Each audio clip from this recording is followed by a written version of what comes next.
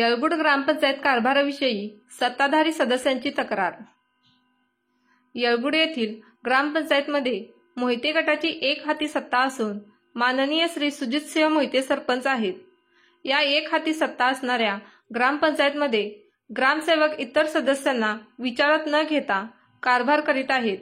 कोणत्याही गोष्टीची शहानिशा न करता समोर येईल त्या बिलावर सह्या करून बिल पास करीत असतात।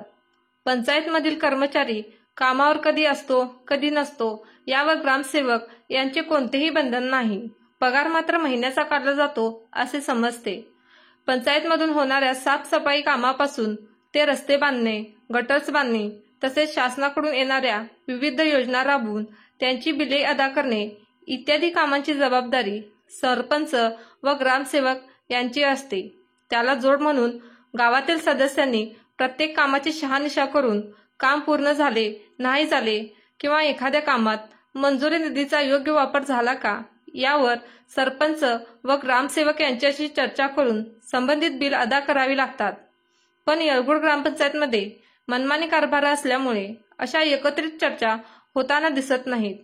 त्यामुळे भोंगळ कारभाराला कंटाळून सत्ताधारी गटातील 4 सदस्य व विरोधी गटातील 2 सदस्य मिळून पंचायतमध्ये या कारभाराच्या विरोधात तक्रार देऊन सदर कारभाराची चौकशी करावी व दोषी आढळण्यावर कारवाई करण्याची मागणी केली आहे।